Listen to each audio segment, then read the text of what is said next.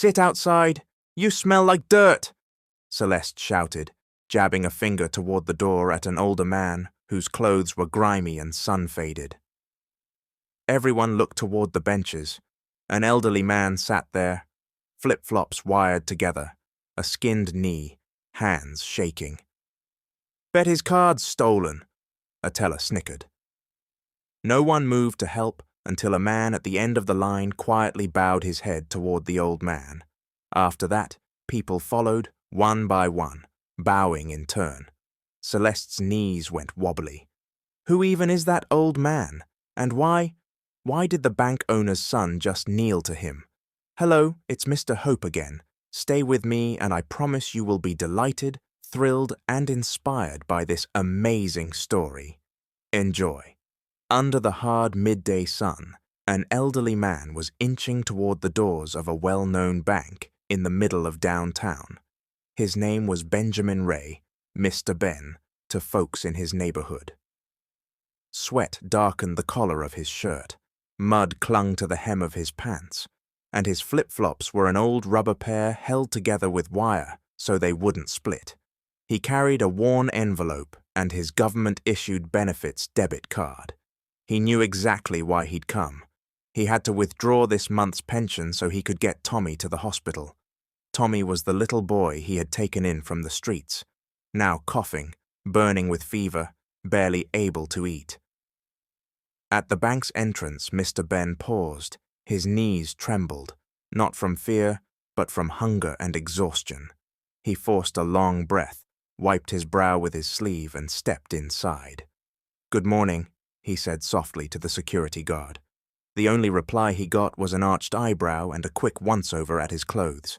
Before he made it past the lobby, someone whispered, "Great, another homeless guy. Smells like dirt. Look at those flip-flops, wired together." To them, he barely registered as a person. The air conditioning felt even colder the moment he walked in. He approached a female teller who had been smiling at another customer seconds earlier, but her face hardened the instant he stood before her. "Ma'am, could I ask how to withdraw using this?" he said, offering his card and ID. Her answer came laced with suspicion and disdain. "Is that really your card, sir? We don't usually assist people who don't know how to use those. And hang on." She glanced at the next teller and stage-whispered, "Might be a scammer or a thief." Her colleague laughed. Their concern for the old man's dignity was exactly zero. Before he could finish explaining, a woman in high heels with a nameplate, "Celeste Valentine, branch manager," strode over. "What is going on here?" she demanded. Celeste looked him over from head to toe, his dirty flip-flops, faded shirt, wrinkled envelope. "You can't loiter here. Sit outside, you smell like dirt," she barked, pointing toward the street. Customers stopped what they were doing. The whole bank went quiet. People who had been smiling at their phones stared at Mr. Ben as if he were a threat. No one stepped in. "Please," Mr. Ben said, voice trembling. "My boy needs the hospital. I don't know how to use this. I just need help." Celeste cut him off. "It might not even be your card. You don't look like you have an account. How would you?" A guard approached and motioned to escort the old man out. Before the guard could touch him, a voice rose from the end of the line. "Miss, please wait." A man in simple business casual, wearing a watch without a hint of swagger, walked forward. This was Ray. He had been quietly watching. He placed his envelope on the counter and bowed his head before Mr. Ben. "I'm sorry, sir. You haven't done anything wrong." Gasps rippled through the room. One by one, like dominoes, customers followed Ray's lead. 1, 2, 3. Soon 5 people bowed at once in respect to the old man. Celeste froze. Cold swept her body. She hadn't expected this, especially when she noticed who one of the bowing men was. "That's the bank owner's son," a teller whispered. Phones lit up. Someone had been recording video the whole time, and within minutes it was ricocheting across social media. In the clip, the branch manager shamed a dirt-streaked old man, only for customers to surround him with respect at the end. Mr. Ben stared, clutching his envelope as people bowed around him. From humiliation, a small miracle seemed to be unfolding. From the chill of the bank's judgment, Mr. Ben stepped into the heat outside. Like the eye of a storm passing, the chaos inside had quieted, but the storm still raged in his chest. If the bank was cold and condemning, the street was hot and punishing. Between those two worlds, his heart felt shattered. He sat on a concrete bench in front of a convenience store. Head down, hands trembling, he gripped his envelope and benefits card, his lifeline, even if the bank had just slammed a door in his face. The eyes of passers-by weighed on him. Some paused to stare.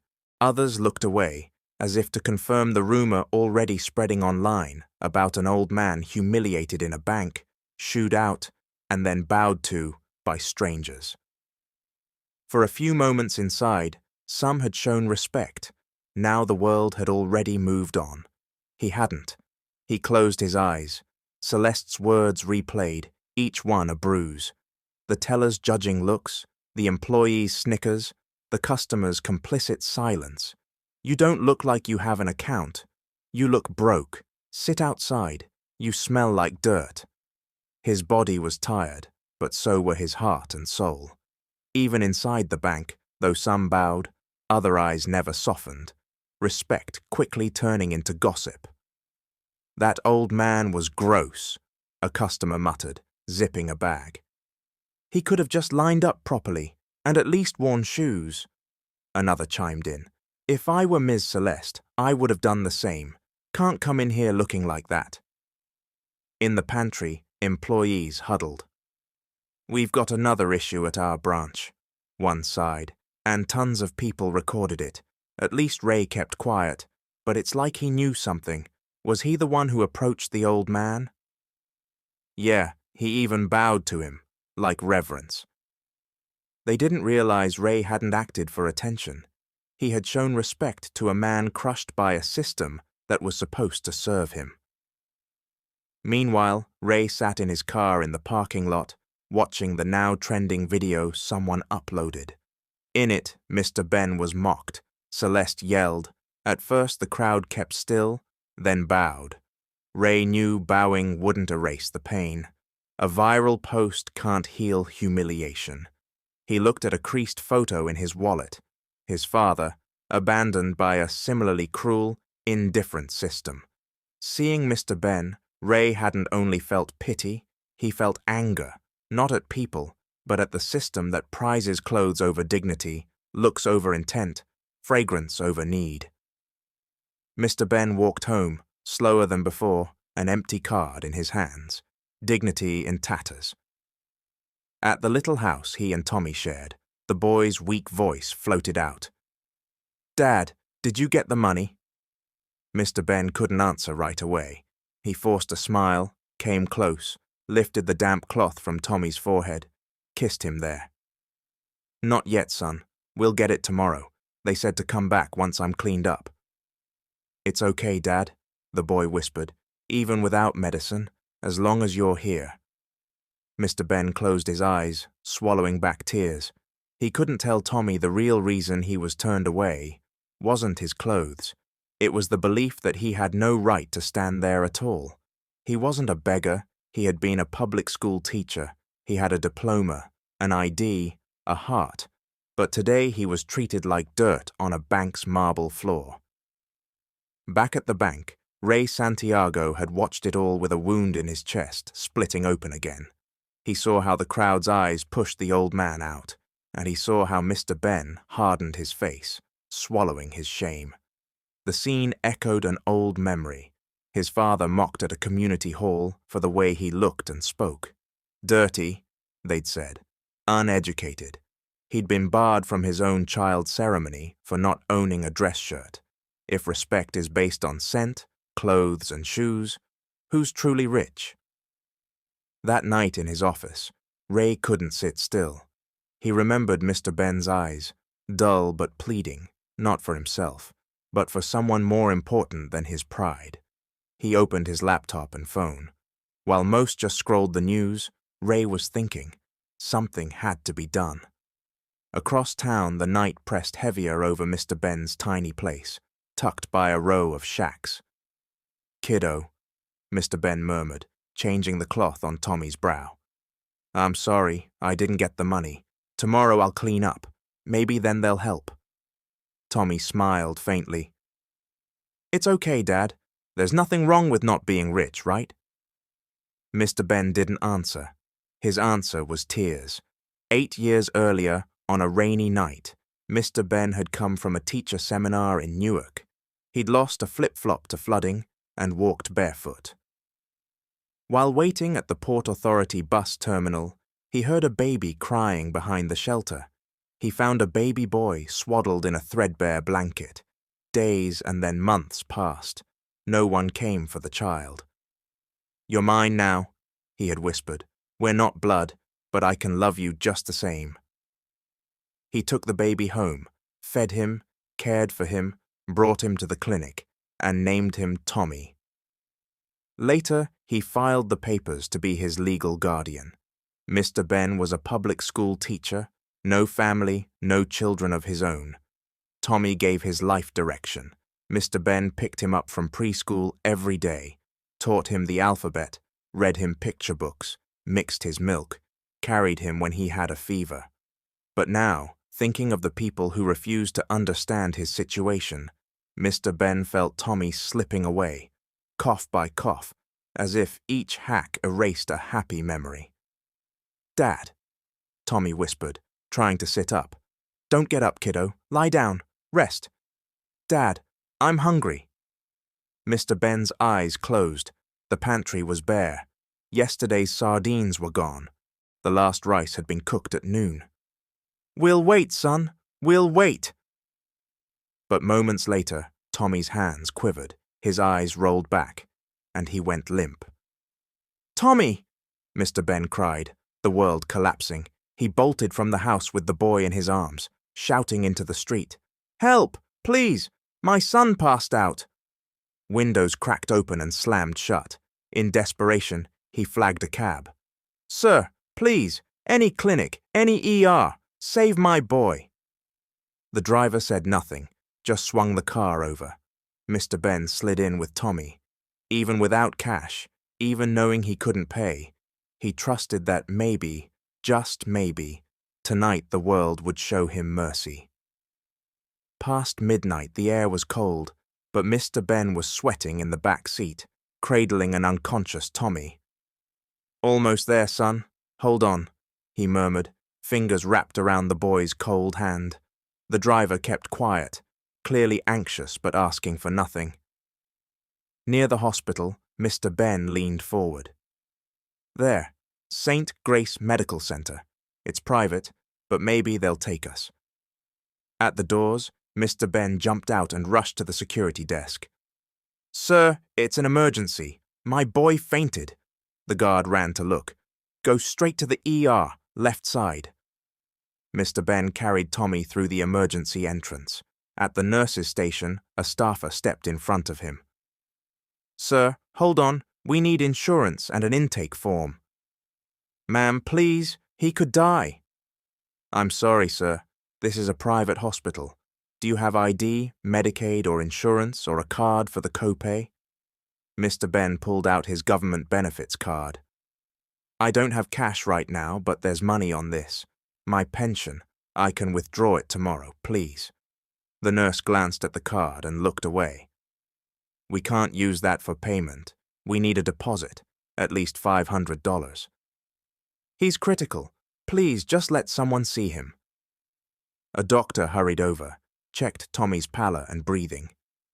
"He's critical, likely dehydration and a severe infection. Get him to observation now," the doctor ordered. "Doctor, he has no deposit," the nurse said. "Bring him in. I'll take responsibility. Move." Mr. Ben sagged against the wall with relief. At least one person wasn't measuring the contents of his wallet, only the weight of the child in his arms. While they laid Tommy on a gurney and began the workup, Mr. Ben sank to a chair and wept. Minutes later, a nurse approached. "Sir, he's in observation for now, but we really do need to admit him to a room. Without funds, we may have to discharge." Mr. Ben swallowed. "Can't you wait till tomorrow? I'll go back to the bank and withdraw my pension, please." The nurse just looked at him and turned away. In the ER, the doctor came back. "Sir, we need labs and antibiotics.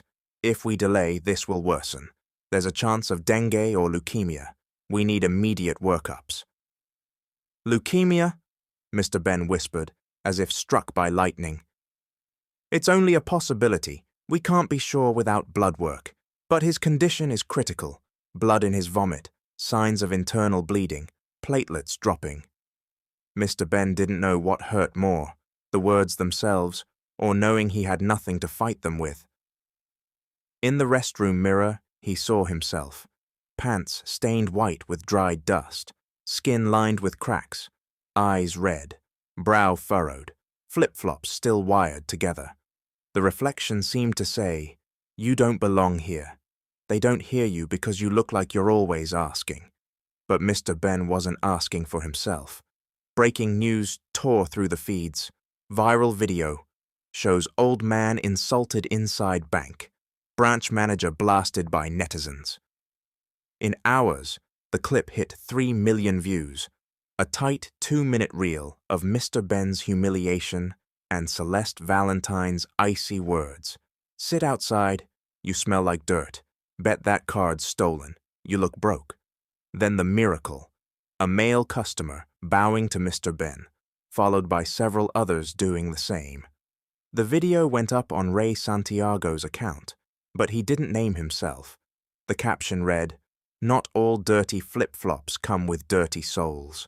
Sometimes they're more honorable than those on the stage of power." At the branch, the tension thundered.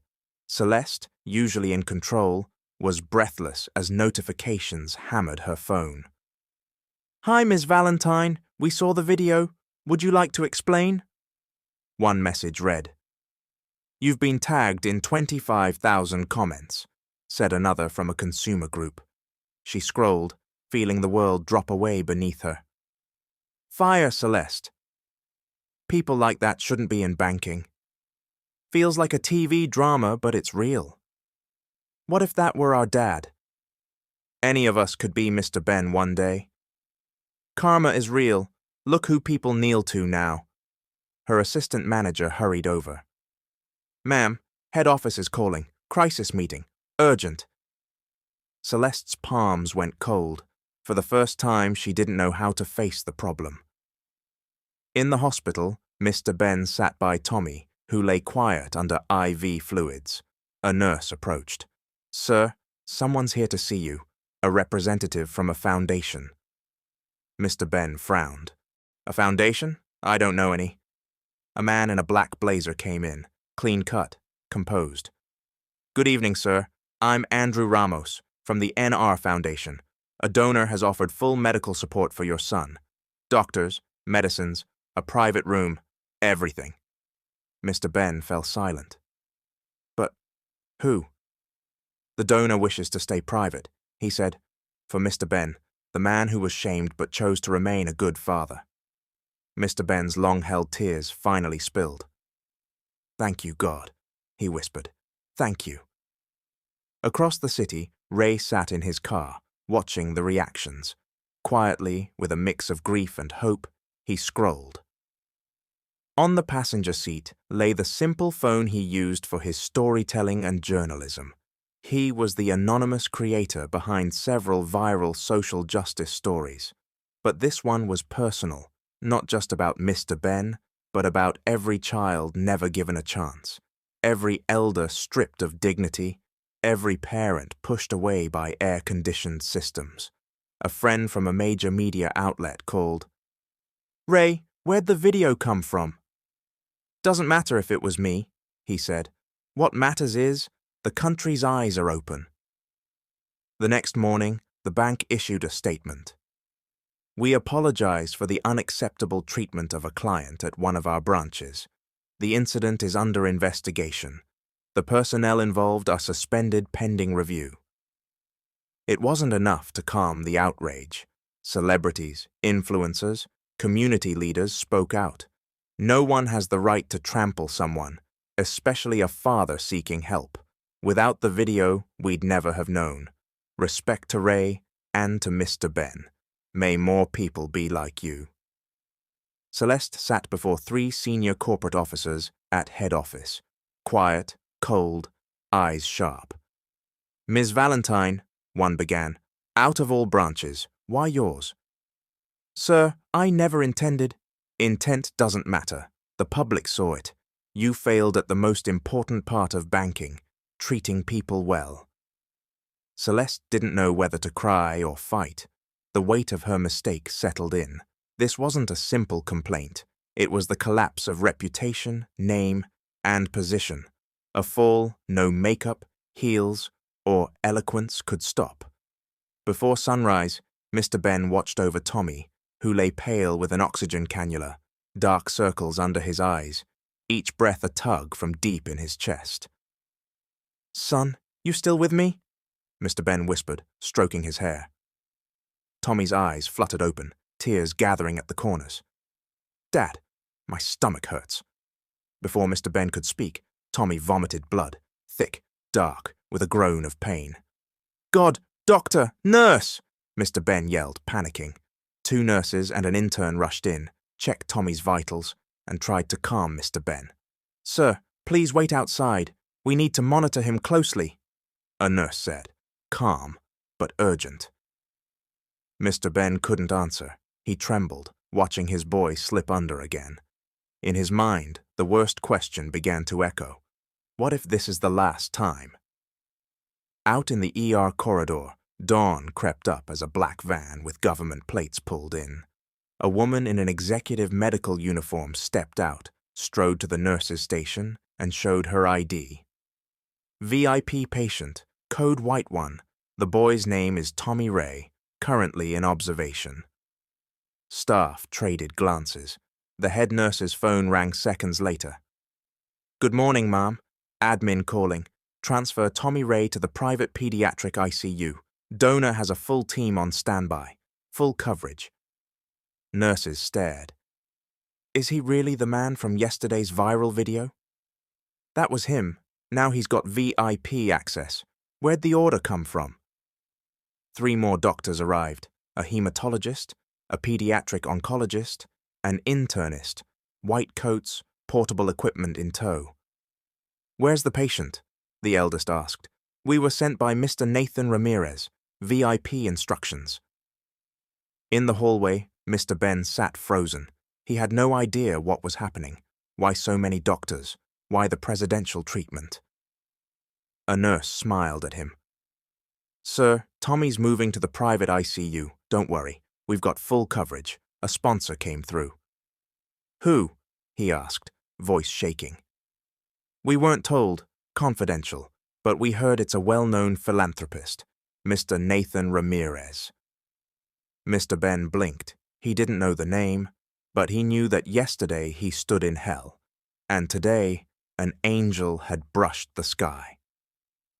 In a glass tower conference room in Midtown Manhattan, tech billionaire Nathan Ramirez, the founder of Census Tech, sat before 3 screens. On one, the viral video of Mr. Ben played. On another, real-time updates from the hospital. On the third, his office security feed. He watched the bank scene again. Sit outside. You smell like dirt. He shook his head, stood, and called his assistant.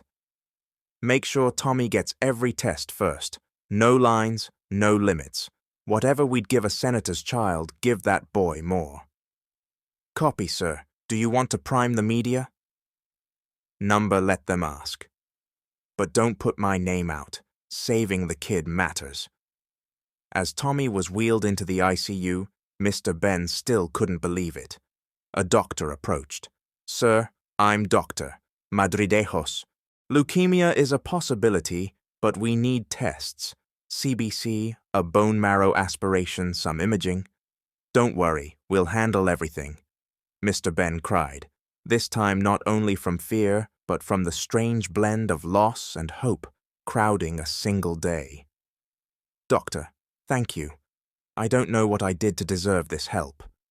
The doctor gave a small, warm smile. Maybe it isn't what you did that the world saw, but the goodness of your intentions as a father. In the ICU, Tommy stirred. His breaths were short, but he was alive. Dad, it's cold in here, he whispered. Mr. Ben smiled through tears, wiping his cheeks. We're okay, son. Someone helped us. I don't know who. I prayed for you last night. Maybe heaven sent him. Tommy closed his eyes, calmer now. The VIP lounge at St. Grace Medical Center was quiet. In a private fifth-floor room sat Nathan Ramirez, simple gray polo and dark jeans. No hint of billionaire glamour, only worry in his eyes. On his tablet, the video looped. Mr. Ben, shamed, pushed out, pleading, I just need help. My boy is sick. Nathan's eyes widened, not only with pity, but with a pain he couldn't explain, as if something in his past had been struck.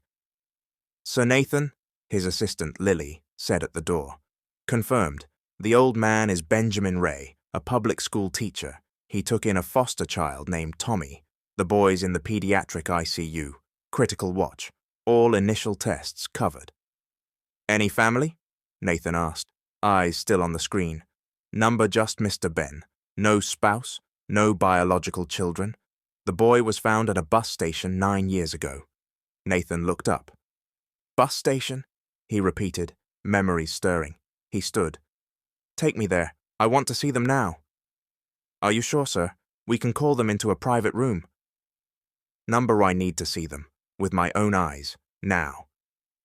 At the ICU doors, the head nurse met him. Mr. Ramirez, you're here. Mr. Ben's inside. He hasn't slept since last night. It's okay, Nathan said. Let me go in. He walked quietly into the room. Mr. Ben sat by Tommy's bed, head bowed, holding the boy's hand. He looked like he hadn't eaten, eyes swollen, yet still he smiled and kept his voice steady for the child. Get well, Tommy. Don't give up. You said you wanted to be a doctor one day, so you can help kids like you. He didn't know someone watched from the door. Nathan and Mr. Ben locked eyes. A beat of silence. Mr. Ben stood, uncertain, hand to chest in greeting. I'm sorry, sir. Are you the donor? Nathan nodded. You don't need to thank me, Mr. Ben. I should be asking forgiveness from you, from our society, for not seeing your worth. Mr. Ben hadn't expected one of the richest men in the country to be there, without bodyguards, without swagger, carrying only responsibility in his heart. Sir, why did you help us? Nathan looked at Tommy. I don't fully know, but when I watched that video, something hit me. It felt like I'd been searching for an answer a long time. In that boy's eyes, I saw a question I want to answer. He stepped to the bedside. Tommy blinked at him. Hi, Tommy, Nathan said softly. I'm Uncle Nathan, a friend of your dad's. Tommy managed a small grin. Do you have any snacks? He quipped. Nathan and Mr. Ben laughed through their tears. No problem, kid, Nathan said. If it takes a buffet to get you better, we'll bring one. In the hall, Nathan called his assistant. Full watch for Dr. Madridejos and Dr. Yenyo. Send a counselor and a nutritionist. Make sure Mr. Ben's daily needs are covered. He's not sleeping in a chair. Noted, sir. And in the morning? I want the full file on this case. I have a feeling this story isn't over. Online, the public buzzed louder. Someone said a VIP donor had stepped in. A nurse's post hinted they'd seen Nathan Ramirez at the hospital. Salute to Mr. Nathan, one comment read. Nathan kept silent. He didn't want Mr. Ben's story turned into a PR campaign. To him, this wasn't the tale of a shamed old man. It was the story of a father who fought to the end. Before sleep, Tommy felt Mr. Ben's hand still wrapped around his. "Dad," he whispered, "I know I'm not your real son, but you're the only father I have." Mr. Ben didn't answer. He cried instead. In the middle of grief and fear, one truth steadied him. He hadn't failed, and now he wasn't alone.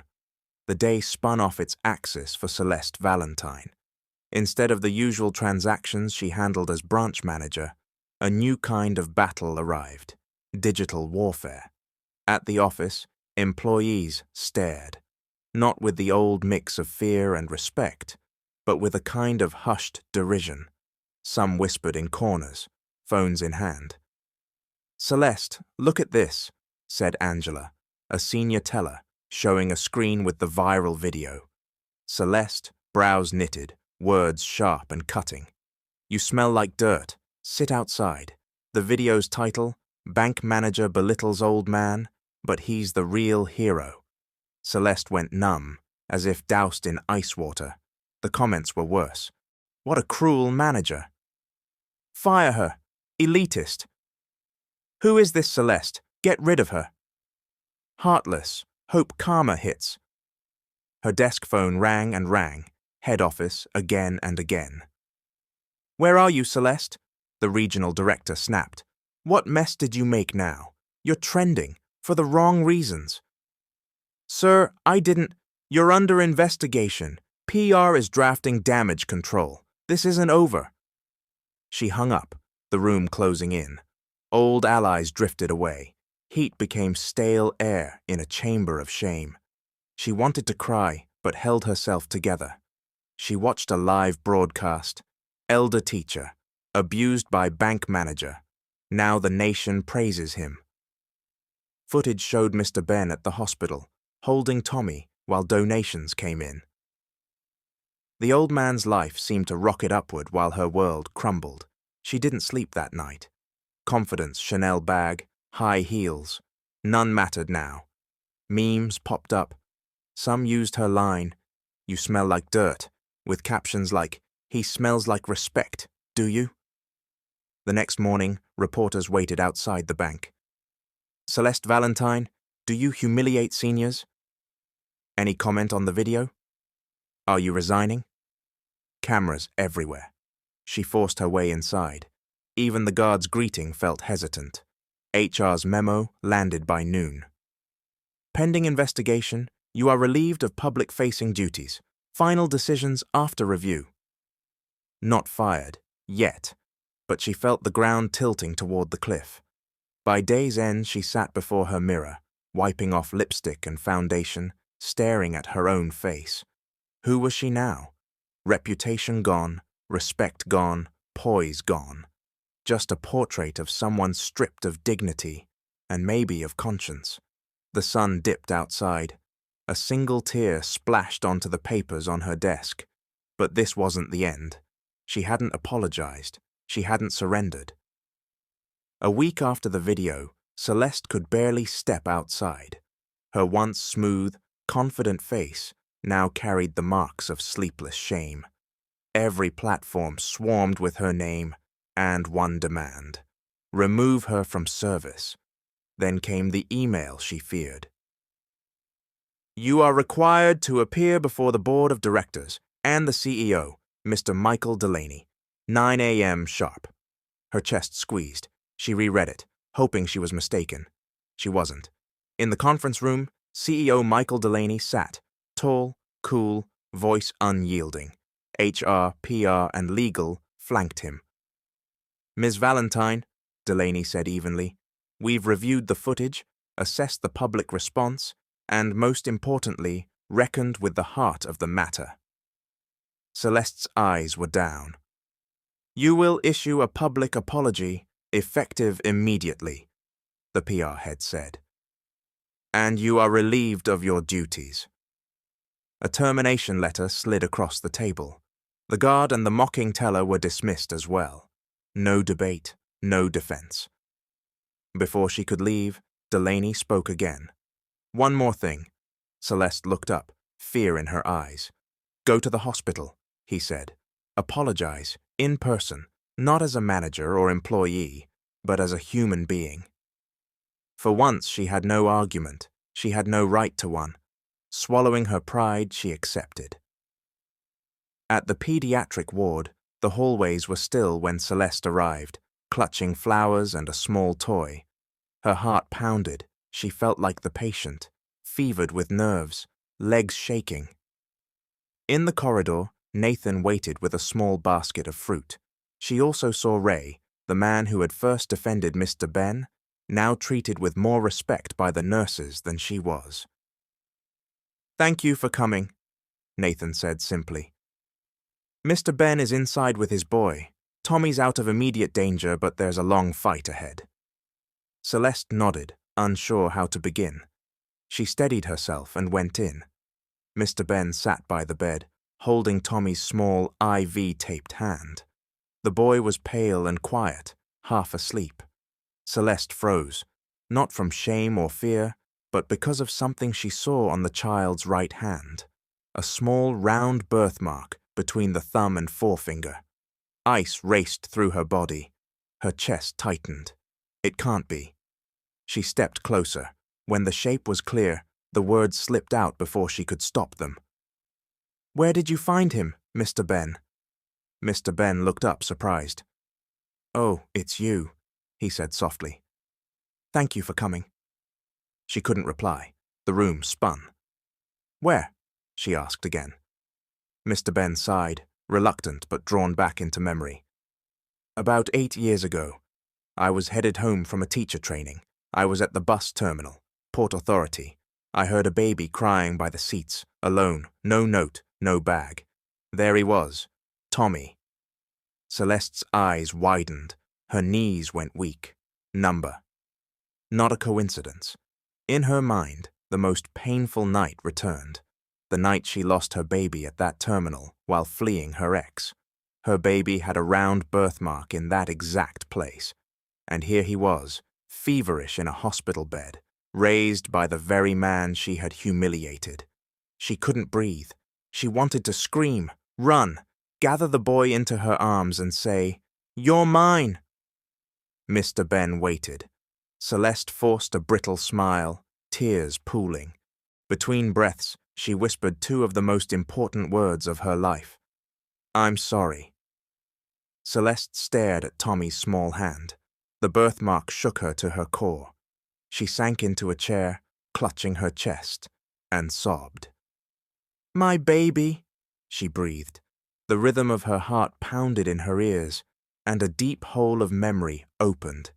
8 years ago, rain hammering the sidewalks around the Port Authority. Celeste, then in her mid-20s, held a baby wrapped in a worn blanket. They stopped beside a corner diner to hide behind a post. "Shh now, Wakin, please," she begged as the baby cried. They had come from out of state, running. Hours on the road, sweating, hungry, scared. She had only one plan: get far from her husband, Rommel, a man with dark eyes, a cold heart, and no respect for his own child. They had to flee to survive. Then a shout exploded from the far side of the terminal. "Sell!" Rommel's voice. Celeste panicked and ran, still holding the baby. A woman collided with her. Her bag fell. In the jolt, her grip on the baby loosened for a split second. 1 second. When she scrambled up and looked around. When Celeste looked back, her baby, Wakin, was gone. In the present, Celeste trembled, sinking to her knees by the bed, ignoring everyone else. Ray, Mr. Ben, the nurse at the door. "I'm his mother," she choked at last, eyes drowning. "I lost him. It's my fault." Mr. Ben stared. "What do you mean?" "The last place I saw him was the bus terminal. I thought I'd never see him again. But it's him, Tommy. He's Wakin." She sobbed. Ray said nothing. Mr. Ben and Ray exchanged a look. Shock, confusion, and a tender kind of ache rippled through the room. "I raised him for 8 years, Mr. Ben said quietly, voice steady but heavy. "I treated him like my son, and now I learn he has a mother." But instead of jealousy or fear, What Mr. Ben felt most was pain. Not that Tommy might be taken from him, but for everything the boy had endured. If I hadn't blocked you at the bank, if I hadn't shamed you, maybe Tommy would have been admitted sooner, Celeste whispered. Maybe he wouldn't be this weak. Mr. Ben stepped closer and squeezed her shoulder. You didn't know then. You know now. Silence filled the room, and one question haunted Celeste. How do I make up for all the time lost? Before she could form an answer, a new presence appeared at the door, a man in dark glasses. He stood staring at the boy. Rommel. The chill in his eyes hadn't faded. Morning light slipped through the hospital window. For the first time since the crisis began, a little smile touched Tommy's lips. He was in a regular room now, brighter, calmer, full of love. Celeste sat in a corner, quietly massaging his hand as he played with a small toy Nathan had brought. On the other side, Mr. Ben sat with a handkerchief, damp with tears and memories. Mum, Tommy whispered, tapping Celeste's hand. Celeste froze, her whole body going still. She had waited years to hear that word. She'd cried for it in her sleep, wondered if she ever would again. Son, she said, voice shaking. Tommy smiled. Thank you, Mum, for finding me. Even though I didn't know you before, it feels like I've been waiting for you a long time. Tears streamed down Celeste's face. She bent and hugged him tight. You don't know how I've longed for this. I'm not mad, Tommy said, pressing her cheek, because now I'm here, and I'm happy. Mr. Ben couldn't hold back anymore. He stood, came to the bed, and took Tommy's hand. Son, I'm sorry I didn't tell you. I was afraid they'd take you from me if anyone knew. But from the start, I loved you. Tommy pulled Mr. Ben into a hug. Even if you're not my biological dad, you taught me to read, to write, to pray. You were my world. Thank you, Dad. Everyone cried. No more secrets, no anger, only gratitude and love. Celeste turned to the older man, holding his arm. Mr. Ben, I don't know how I can repay you for all the goodness you've given us. You made me a mother again. Mr. Ben shook his head, wiping at tears. You don't owe me anything, child. What matters is you found your son, and he found you. The door swung open. Nathan came in with fruit and another toy, stopping when he saw the tide of tears in the room. Sorry to intrude, he said gently, stepping forward. Uncle Nathan, Tommy cried, leaping up to hug him around the waist. Nathan startled, then embraced him back. Hey, take it easy. You're supposed to be resting. Why does it feel like my heart's going to explode from that hug? Tommy laughed, eyes puffy. I just wanted to say thank you. For what? Nathan asked, wiping the boy's tears with his thumb. Because even though you didn't know me, you helped us.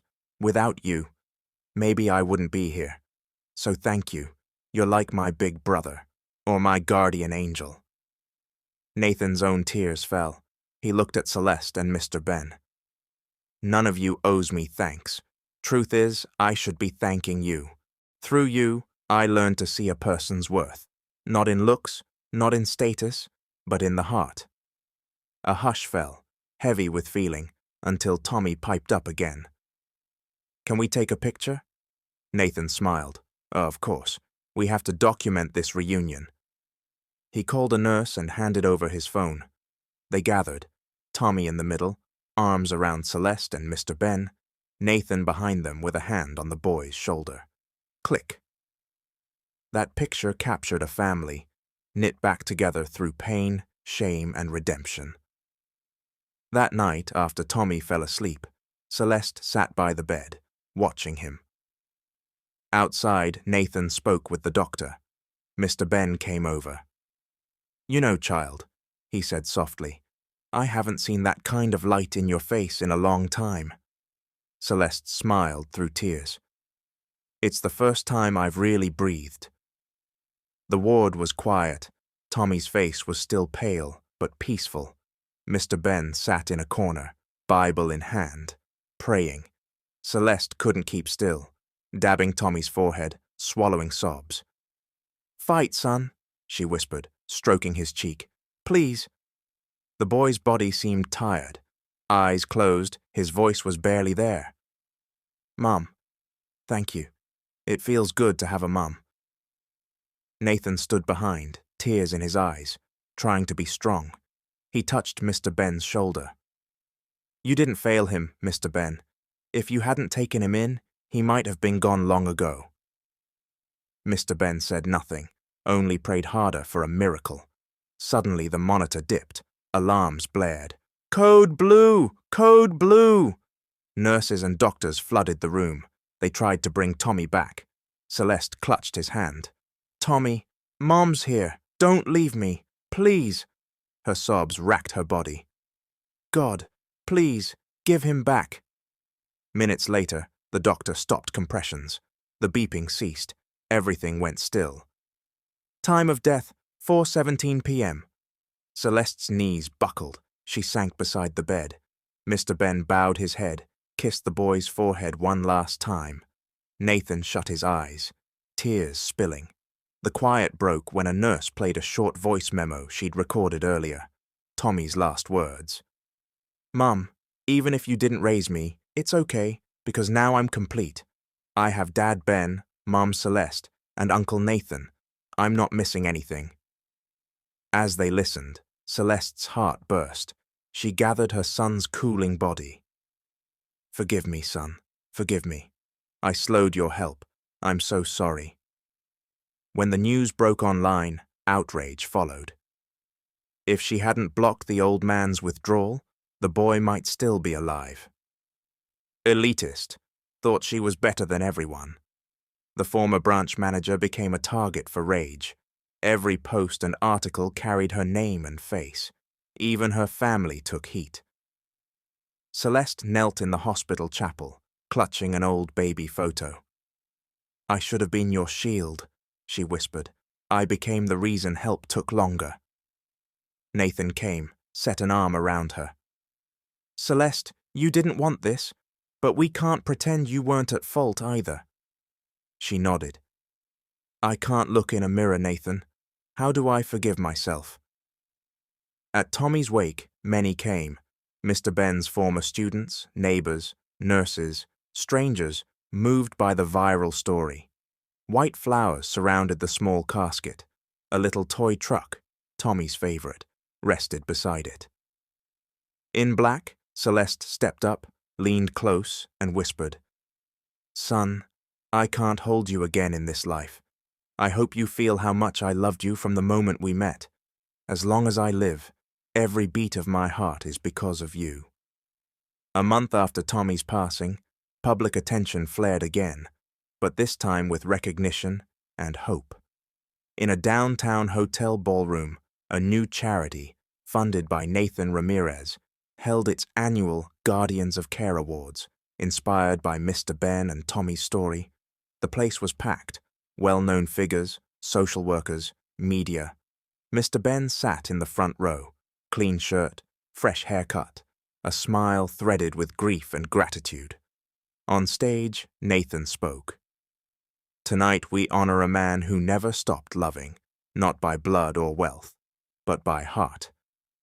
A photo of Mr. Ben hugging Tommy in the hospital lit the screen. Mr. Ben isn't famous, rich, or powerful, but he is a father in the eyes of a child the world didn't choose, a child he chose to love. Nathan knelt and personally handed him a plaque. Model Father of the Streets, Benjamin Ray, for unwavering compassion for children. The crowd rose, standing ovation, tears everywhere. Mr. Ben stood, hands trembling around the microphone. The hall went silent. "Truth is, I don't know how to accept an honor this big," he said. "I'm just an ordinary man. But the day I found Tommy at that station, it felt like a voice in my chest said, 'Fight for him, Ben.'" He broke down. Many in the audience wiped their eyes. After the ceremony, the press gathered. Nathan unveiled the mission of his newly formalized charity, the Guardian Hearts Foundation. We can't only learn about stories like Mr. Ben's after tragedy. Guardian Hearts will support caregivers who step up for kids with no one, monthly stipends for low-income guardians, a medical fund, and an emergency response for kids on the street. The first community ambassador, Mr. Ben. Celeste was there too, quiet, away from the spotlight, her face full of admiration and thanks. "Thank you, Mr. Ben," she whispered, embracing him. "You didn't know me then, but you kept my child alive." Mr. Ben smiled and patted her shoulder. "I didn't need to know his mother to love the boy as my own." As reporters interviewed Nathan, a little girl in worn clothes with a scraped knee and a battered stuffed toy approached Mr. Ben. "Mister, can I come with you?" Nathan and Celeste shared a look. Mr. Ben knelt and smiled. "What's your name, sweetheart?" "Lila," she said. He helped her up and hugged her. "From now on, you're not alone. You have a family." Support for Guardian Hearts surged. Mr. Ben and Tommy's story inspired neighborhoods and local governments, feeding programs, foster homes, scholarships for homeless kids. From an old man in wired flip-flops, Mr. Ben became a symbol of hope, and Tommy, the child nearly forgotten by the world, sparked a movement. In every corner of the hall, in every clap, in every child reached, Tommy's memory lived. For the first time in weeks, Celeste faced the public, not as a branch manager, but as a wounded mother, repentant and ready to rise for love's sake. At an open-air Guardian Hearts event celebrating children helped and foster parents like Mr. Ben, Celeste stood on stage with Nathan and the team. The spotlight found her, simple blouse and black slacks, no jewelry, no makeup, just a foundation pin over her heart, the emblem of her new life. "I'm not here for applause," she began. "I'm here to apologize and to say thank you." She looked toward a large photo of Tommy displayed at the edge of the stage, the boy she surrendered once, found again, and then lost. "Since I was young, I was taught to avoid dirt, smell, poverty. So when Mr. Ben walked into the bank, all those beliefs took over." Tears swelled. "I was wrong, and that mistake delayed help for the son I'd been searching for. Because of how I judged him, I failed as a mother. I failed as a human being." The crowd was still, many quietly dabbing tears. "Since Tommy died, I wake up each day asking, what good am I if I can't hold him again?" She touched the Guardian Hearts logo. "The answer is, to help other Tommies, every child without a mother, every elder like Mr. Ben who chooses love anyway." She announced her decision. "I sold my condo, closed my old accounts. I'm a full-time volunteer now." Applause rose. Nathan, at the side of the stage, shook his head with a small smile, not in doubt, but in admiration. Weeks later, Celeste wasn't just a spokesperson. She was on the ground, wearing the plain volunteer tee, backpack stuffed with medicine, milk, and food. She knelt under overpasses, in alleys, in shelters, cleaning a little girl's muddy cut beneath a flyover. She almost cried. "You know, sweetheart," she said, wiping the wound, "I have an angel for a son. Maybe he's your friend in heaven. Tell him, we're doing this for you." At a symposium for social workers and foster families, Celeste spoke again, now as a model for people who once judged and now want to make amends. Handkerchief in hand, she said, "I have no excuse for what society thinks of me. But if pain and death taught me anything, it's this. Love isn't always about blood. Sometimes true family is built on conviction." She pressed a hand to her chest. "I can't bring my son back, but as long as I breathe, I'll make sure fewer children go missing or get left behind. I hope, even though I'm far from perfect, my son can still be proud of me from heaven." Before the day ended, Mr. Ben approached with a small necklace, something he'd found in Tommy's things. He placed it in Celeste's hand. "For you, as his mother, don't let his memory fade." Celeste put it on and kissed the pendant. "I won't. With every child we help, he's alive." All day, Celeste walked the city again, delivering food and medicine to kids sleeping under the elevated tracks. Once she had fussed over manicures and elevator handbags, now every piece of bread handed to a child felt worth more than any luxury. From a distance, Nathan watched, simple polo and slacks, dignity in his bearing, softness in his eyes, while Celeste knelt to clean a little boy's scraped knee. After the outreach, he asked her for coffee. "You've changed so much," Nathan said, eyes on his cup. "I can't recognize the woman I saw at the bank, defiant and proud." Celeste gave a small laugh. "Even I can't believe it. I thought I'd die of anger." "Anger at what?" Nathan asked carefully. Celeste stared into the distance, at memories she'd buried under work and pretense. "At the world, at myself, at God, Nathan." She drew a breath. "I tried to fight back once, then I ran. I lost my child in the chaos." She told him everything: an unplanned pregnancy, a brutal man who controlled and beat her, regrets that stalked her daily. "One night I took my baby to the bus terminal," she said, sobbing. "I thought I could hide in the city. In the confusion, I lost him. I went back. I haunted that station. I sat at shelters waiting for a miracle. But no Wakin came. Hope dried up. That was the day my heart turned to stone." Nathan was quiet, seeing not an ice-cold manager, but a shattered woman who had been seeking refuge for years. "You don't have to carry this alone," he said. Celeste blinked. "Why are you helping me, Nathan?" "We're not family," he smiled, "because your remorse is real, and because I see a strength in you I've rarely seen in anyone." Celeste shook her head. "I'm not clean. I'm not good." Nathan took her hand. "You've begun to change. You don't need to be perfect to forgive yourself." From that night, their bond deepened. Nathan stood beside Celeste at every event, friend and witness through each breakdown, each prayer at Tommy's grave. While cleaning toys in a new group home, Celeste paused. "Sometimes I wonder, if Tommy had come when I was whole, maybe he'd still be alive." Nathan nodded. "Maybe, but maybe he came exactly when you needed him, to change you back into who you truly are." They were seen together more often, no grand gestures, just a hand held, a shared look, a quiet that didn't need words. Mr. Ben, sitting with Nathan near Tommy's memorial wall, chuckled first. "You know, Nathan, I always knew you were a good man, but now I can see you happy."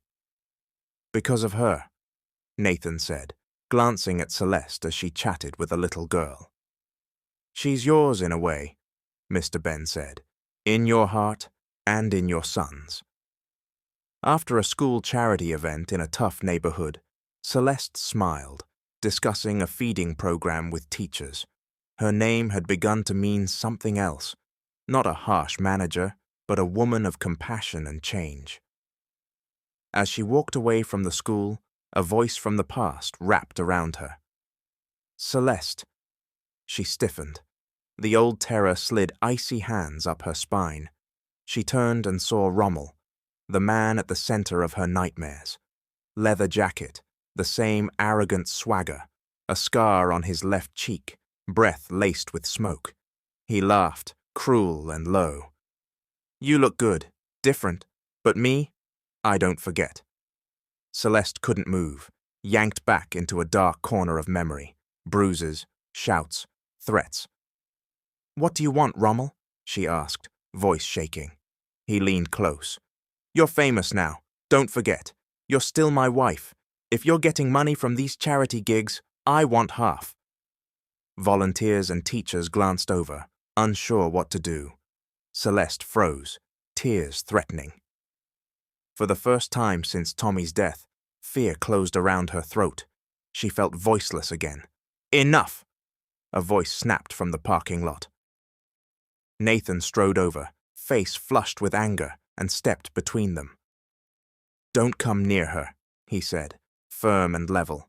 She's not the woman you bullied. You can't intimidate her. Rommel sneered. Who are you? Boyfriend? Lawyer? You've got no business here. Nathan didn't budge. He moved closer, inches away.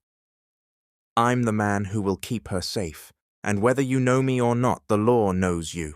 There's evidence of what you did. Rommel's grin faltered. Celeste stepped forward, not trembling now, gripping the Foundation's paperwork. You can't scare me any more, Rommel, she said, voice strong. Yes, you hurt me. You locked me in fear. But now you have nothing on me. He stared, stunned. Music. If you think you'll get money out of me, you're wrong. Everything I own is in the charity's name. I have nothing you can take, least of all my respect. Phones rose, cameras recording, volunteers, staff, bystanders. He's harassing her, someone shouted. If you have any decency, walk away, another added.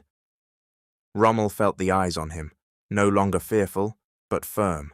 He had no place in Celeste's world now. She was no longer the woman crying under a table. She had become a light for others. He left, but glanced back. We're not done, he muttered. Celeste stood steady.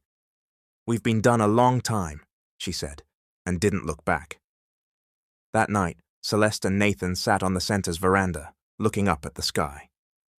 Thank you, she whispered. Nathan smiled. You don't have to thank me. I'm just glad I finally saw how brave you are. I didn't know I could face him, she said, holding back tears. Maybe because I know I'm not alone. Nathan squeezed her hand. You don't have to go back into the dark. I'm here in the light. In the quiet, he reached into his pocket, pulled out a ring. Celeste, I don't know how many days we get, but if you'll let me say it, you're the woman I love, no matter how hard the road. Celeste shook her head gently, a sad smile on her lips. Thank you, but the partner I can be, right now, is hope. My heart is with Tommy, but you, Nathan, you're the memory I'll carry. From a hospital bed weeks later, Celeste looked out at the sky. Her cheeks were pale, her hair had thinned from rounds of chemotherapy. Now she chose to stop treatment, not out of defeat, but out of longing to be with Tommy again. Nathan, Mr. Ben, she called softly. They came immediately. Nathan held a white rose, her favorite. Mr. Ben held a small box with Tommy's photo. I have one last request, Celeste said, voice weak but clear. I don't want more medicine, not because I'm giving up, but because I'm ready to hold my son again. Mr. Ben closed his eyes, struggling. There are so many children left to help. What about the charity? What about us? Celeste's tears fell. Mr. Ben, you're the true hero of this story. Nathan, you don't have to sacrifice yourself for me. Through you both, I saw a goodness I never expected. Nathan was quiet. He moved to her bedside and took her hand. I'm not here out of pity. I love you, Celeste, through all the pain, anger, and mistakes. If this is what you want, I'll respect it. She smiled, faint but radiant. I wish I could grow old with you both, but my heart, it won't heal here, only if I'm with Tommy. Kids the Foundation had helped filed in with flowers and cards. Aunt Celeste, thank you for everything. You're our hope, they said. She cried, looking at each face. Use your voices for those like me who stayed silent. I'm someone who failed, but was given a second chance. That night, listening to a recording of Tommy, his little poem of thanks, Celeste closed her eyes. In her last breath, a warm hug seemed to lift her. She felt Tommy's arms around her, his eyes saying, "Mum, you don't have to wait for me." As the monitor's line went soft, a gentle smile lingered on her lips. In the end, love, not illness, carried her to rest. Love for a child, lost and found, remorse tempered by time, goodness she poured back into the world. She was gone, but her memory lived in the children she helped, and in the hearts of Nathan and Mr. Ben. Thank you for listening. It's your friend, Mr. Hope here. Don't forget to subscribe for more epic tales and adventures.